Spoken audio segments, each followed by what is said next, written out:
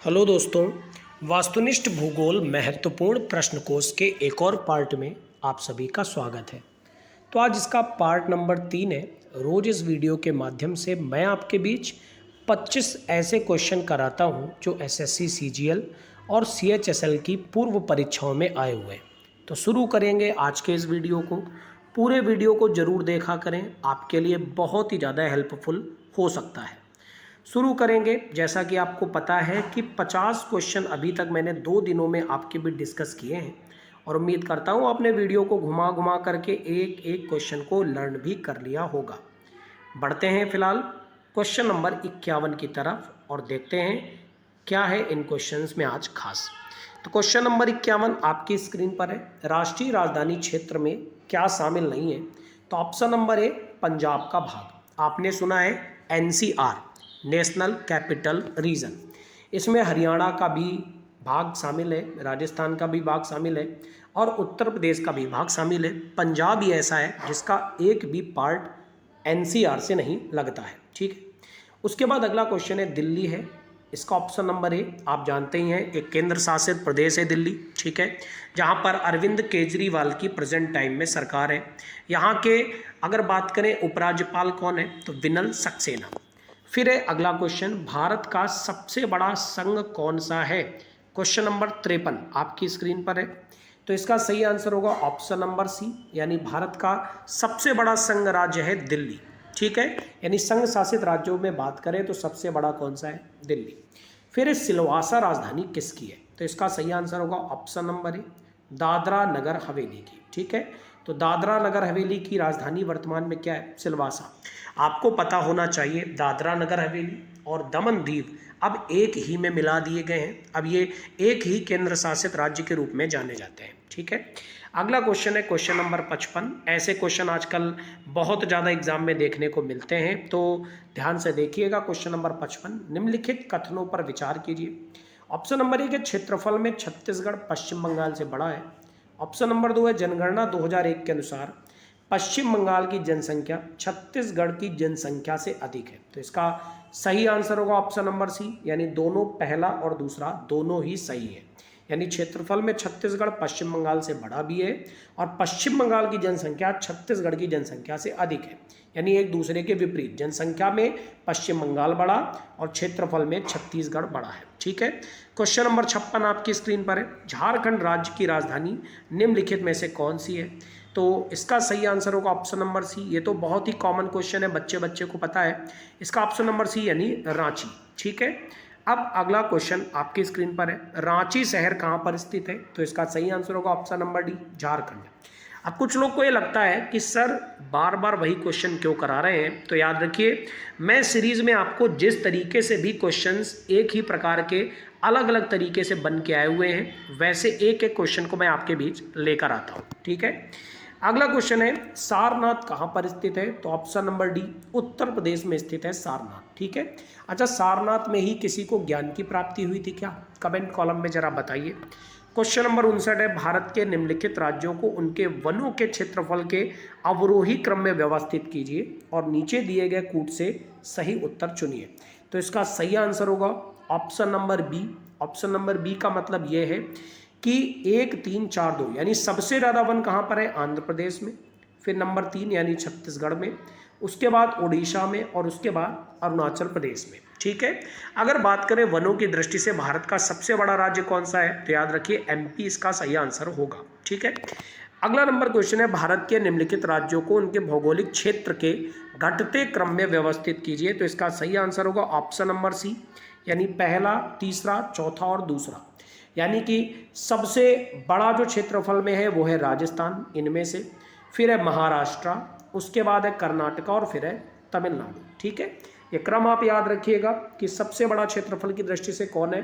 तो यह है राजस्थान। अगर बात करें जनसंख्या में तो वो है अपना प्यारा उत्तर प्रदेश। ठीक है, अब अगला क्वेश्चन है, भारत के निम्नलिखित राज्यों को उनके क्षेत्रीय आकार के अवरोही क्रम में फिर से बताना है। ऑप्शन नंबर ए इसका राइट आंसर होगा, यानी 3, 2, 1, 4। सबसे बड़ा राजस्थान, फिर मध्य प्रदेश, फिर आंध्र प्रदेश और उसके बाद उत्तर प्रदेश। ठीक है, ये सारे क्वेश्चन आपको लर्न करने हैं, बड़े ही इंपॉर्टेंट हैं। जैसे क्वेश्चन एग्जाम में आए हुए हैं ठीक वैसे ही क्वेश्चन मैं यहाँ पर आपके लिए लेकर आता हूँ। फिर है चेरापूंजी कहाँ पर पड़ता है, तो इसका सही आंसर होगा ऑप्शन नंबर सी, मेघालय राज्य के अंदर पड़ता है चेरापूंजी, और ये वही जगह है जहाँ पर विश्व की सबसे ज़्यादा वर्षा होती है, मावसिन राम जगह पर। ठीक है, क्वेश्चन नंबर 63 आपकी स्क्रीन पर है, निम्न राज्यों में से किसका क्षेत्रफल सबसे कम है, तो इसका ऑप्शन होगा ऑप्शन नंबर डी, तमिलनाडु। इसका क्षेत्रफल इन राज्यों में सबसे कम है। ठीक है, इन राज्यों में जो ऑप्शन में दिए गए हैं।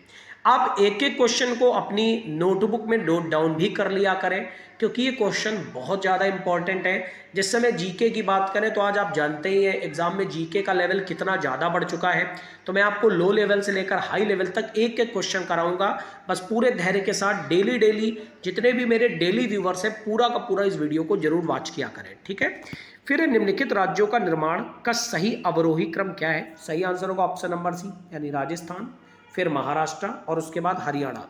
ये राज्यों के निर्माण का सही अवरोही क्रम है। ऐसे ही क्वेश्चन ठीक एग्जाम में आए हुए हैं, वैसे ही क्वेश्चन मैं आपको लेकर आता हूं कराने के लिए। फिर निम्नलिखित कथनों में से कौन से भारत के बारे में सही है, सही उत्तर के चयन हेतु अधोलिखित कूट का उपयोग कीजिए, तो इसका सही आंसर होगा ऑप्शन नंबर डी, यानी 2 और 4, यानी कि यह स्थल मंडल के कुल क्षेत्रफल का लगभग 2.4% भाग घेरे हुए कौन, भारत। तो याद रखिएगा ऑप्शन नंबर 2 इसका सही है और ऑप्शन नंबर 4 सही है, यानी कि 82.5 डिग्री पूर्वी देशांतर का उपयोग भारतीय मानक समय रेखा को निर्धारित करने के लिए किया जाता है। ये दोनों पॉइंट आप अपनी नोटबुक में भी नोट कर लीजिए, क्वेश्चन ऐसे ही आपके एग्जाम में आजकल पूछे जाते हैं। क्वेश्चन नंबर 66 आपकी स्क्रीन पर है, क्षेत्रफल की दृष्टि से भारत का विश्व के देशों में कौन सा स्थान है, ऑप्शन नंबर सी, यानी 7वां। सबसे बड़ा कौन है क्षेत्रफल की दृष्टि से, तो रशिया। फिर भारत के कुल भूभाग का कितना प्रतिशत क्षेत्र राजस्थान में, तो ऑप्शन नंबर बी, 10.4%। राजस्थान की राजधानी क्या है, आप जानते ही हैं जयपुर, जिसे पिंक सिटी के नाम से भी जाना जाता है। क्वेश्चन नंबर 68 आपकी स्क्रीन पर है, भारत का क्षेत्रफल संसार के क्षेत्रफल का 2.42% है, परंतु इसकी ऑप्शन नंबर ए सही होगा, संपूर्ण मानव जाति की 17% जनसंख्या है। ठीक है, फिर असम कुल मिलाकर कितने राज्यों और केंद्र शासित प्रदेशों से घिरा हुआ है, ऑप्शन नंबर ए, 7 राज्यों और केंद्र शासित प्रदेशों से असम घिरा हुआ है। ठीक है, ये बात अच्छे से क्लियर रखिएगा। बढ़ते हैं क्वेश्चन नंबर 70 की तरफ, निम्नलिखित में से कौन सा युग्म सही सुमेलित नहीं है, तो याद रखिए इसका सही सुमेलित नहीं है ऑप्शन नंबर डी, यानी पारस। याद रखिए हरदुआगंज उत्तर प्रदेश, बदरपुर दिल्ली है, उतारन गुजरात है, जबकि पारस आंध्र प्रदेश नहीं है। फिर निम्न वाक्यों में से कौन सा सही है, वाक्य पढ़िए। पहला वाक्य है भोपाल कर्क रेखा के उत्तर में स्थित है, ये आपका गलत होगा, बिल्कुल गलत होगा। ठीक है, भोपाल कर्क रेखा के उत्तर में नहीं है। फिर है मध्य प्रदेश की सीमा 7 राज्यों से लगी हुई है, बिल्कुल सही है। फिर है पंजाब राज्य की सीमा कहीं भी जम्मू कश्मीर से नहीं मिलती है, एकदम गलत है, मिलती तो है।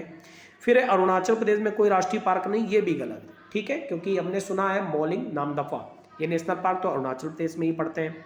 अगला क्वेश्चन है निम्नलिखित में से किस राज्य का समुद्री तट दक्षिण अमेरिका के विशाल ऑलिव रिडले कछुओं के निलय स्थल के रूप में प्रसिद्ध हुआ है, तो इसका सही आंसर होगा option number C, Orissa.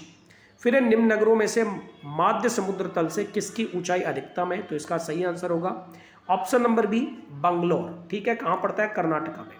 Karnataka में अभी मुख्यमंत्री नए बने हैं, आपको पता होगा कौन बने, सिद्धारमैया, कांग्रेस की सरकार यहाँ पर बनी है। ठीक है, फिर निम्नलिखित में से भारत के किस राज्य की सीमा म्यांमार से नहीं लगती है, तो ऑप्शन नंबर बी, असम से नहीं लगती है, नागालैंड, अरुणाचल और मिजोरम से लगती है। फिर निम्नलिखित कथनों पर विचार कीजिए। क्वेश्चन नंबर 75, पहला ऑप्शन है असम भूटान और बांग्लादेश की सीमाओं से लगा हुआ है। उसके बाद है पश्चिम बंगाल भूटान और नेपाल की सीमाओं से लगा हुआ है।